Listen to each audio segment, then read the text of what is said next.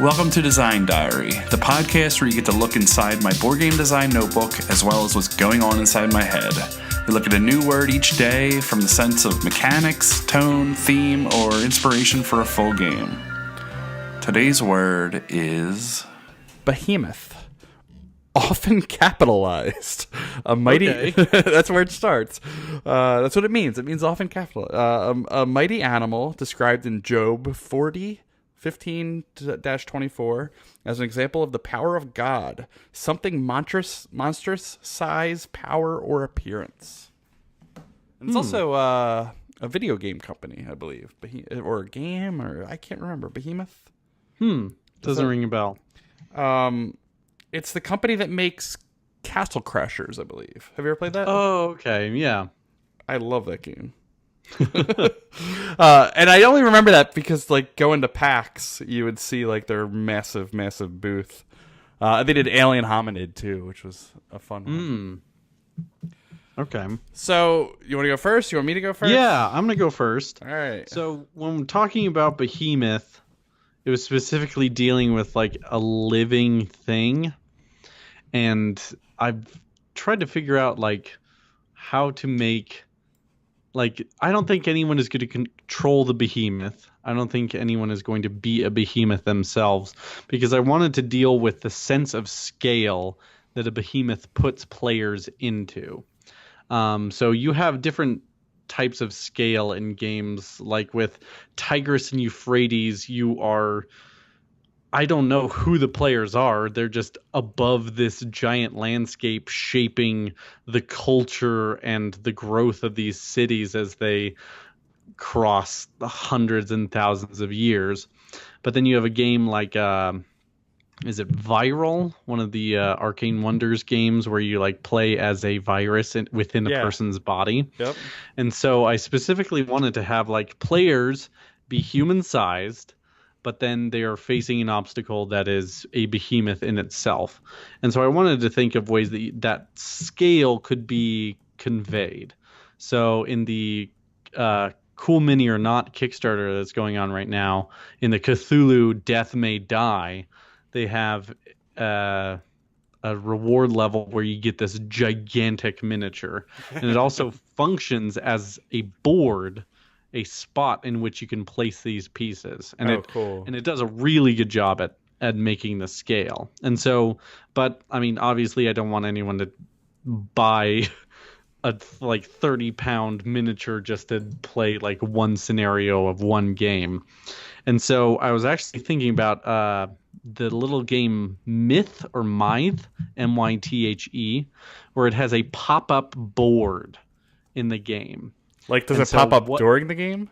It is simply in setup. You unfold the board, and it has pop-up things. It's a one-way road for a dragon guarding some golden cheese.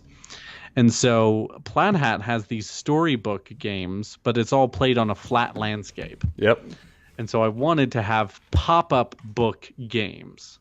So it's an entire book of these pop-up boards that change from scenario to scenario. So it could be like a book of monsters, and each page is a different monster that you have to fight. Oh, that's fun. And so each page is you want to try and get through the whole book. Or you could do it in a different order or that kind of stuff. Like, I think that would be super cool. No, the table presence of that is amazing. Oh, yeah. And so, like, I understand that like there's some games that have like these giant 3D things, and it was a lot more prevalent, I think, back in the 80s, where you would have like a cardboard standee or like a background. Like I remember on Flip the Table, they played the Power Rangers game, and they had like a cardboard backdrop that like had no function in the game. It just made the game look cooler. And so I want the game to look cool, but also have some function in it. See that combines some really good things, like playing in a book, like roll and write games, or like Crossmaster. You start out by playing in a book, which is the tutorial in that game, and it's so much fun. But with that like pop up board aspect is super cool. Yeah, and so like I looked at Mythe, and it was kind of a light game. very smooth, obviously, but yeah, but on the other end of the scale, the story book games that Plaid Hat has, which I would consider Mice and Mystics to be one of those sort Yeah. of. Um, they're like marketed. The two that have come out, Stuffed Fables and Mice and Mystics, they seem like they're marketed towards children or families, but they are complex games. Yeah. And so I want it to be a little bit above Myth, but nowhere near as complicated as Stuffed Fables or anything like that. I want to be able to families can play it with or without their parents and still understand. But Yeah, there's a weird I mean, who is the crowd for Stuffed Fables? It's like it's not my kids. It's more me than my Yeah. kids. But it's Yeah. like I could get my kids to play. and I think it would be valuable to give kids kind of a more fragile thing to almost take care of or try and keep. Like I know my nephew, he has a lot of board games and he takes care of them really well. And so this is almost like a bigger test for him. Like, can you keep this fragile pop-up book safe? Because at my parents' house, they have a bunch of pop-up books, but they're kept on like the top shelf Oh. because they don't want the kids to break them, but like that's kind of who they're for, right? So my daughter has the best pop-up book of all time, which was the Star Wars pop-up book. I don't know if you've ever seen it. It's like the Star Wars pop-up book. It's huge. It has full like Luke and Darth Vader pop up with glowing lightsabers and battle. Oh, yeah, okay, I have seen that one. And like the best thing about it was she was probably 3, and we would go through it, and she knew the name of every character. I mean, like all the way down to like Wedge and like Mon Mothma and all these weird characters. And we did a video of it, and she recited every character as she popped them up. And StarWars.com put it on their like Twitter feed for the day and their Facebook. Oh, really? And then put us on their Christmas card list, and we got like the Lucasfilm Christmas card that year. That is Which awesome. was like super cool. Yeah, so I want to see more pop-up, more scenery type stuff, more, I guess, embellishment Yeah, that's in great. games, even if it is kind of arbitrary. But like, yeah, I want just like a little bit more immersion. I agree. I'm all for that.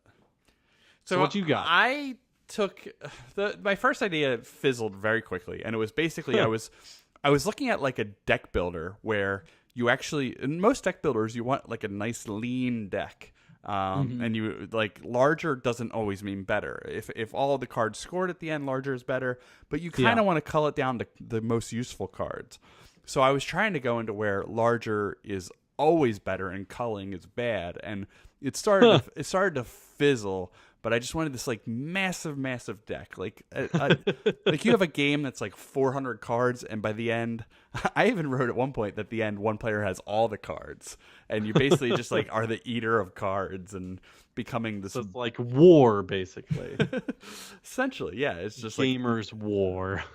But so what I ended on was just the idea of, in The Wizard of Oz, the line "Pay no attention to the man behind the curtain," and the thought of somebody like literally projecting themselves to be bigger than man, and in like almost like a god sense, or just a like, whatever it was.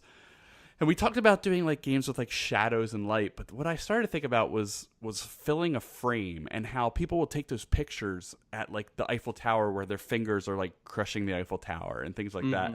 So I thought of a gridded board and all of these weird pieces. I think of like weird wood and trees and character pieces and stuff. And some of it is getting like stacked and placed and moved, and all of it is on the grid. So you have like limited movement. You can't just put things where it's not just free form, but surrounding the board is this like frame.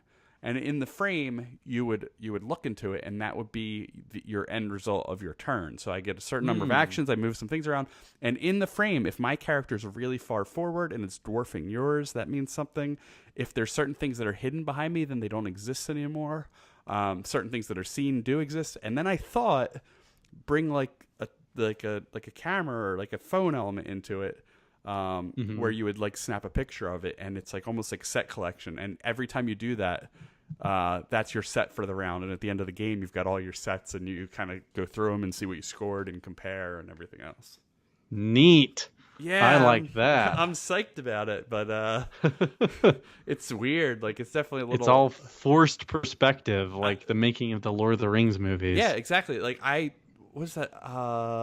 There's some subreddit that I follow that's all forced perspective, like where somebody's got a little tiny hand because their arm starts and somebody else's arm begins, and it just looks like they have a little tiny hand.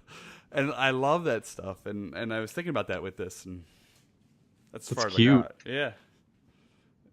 Interesting, yeah. Like, you didn't really go with, like, yeah, I guess it's dwarfing, but not really.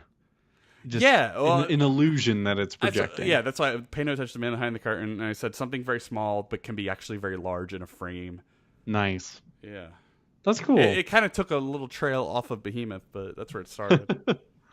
That's okay. We got two kind of goofy-ish ideas. Yeah. And that is just fine. Doesn't have to all be medieval conflict. Yeah. But I saw next week's word, and it will be. So. Fantastic. Bring it on. All right, cool. Well, thanks again. Talk to you later. See ya. Bye.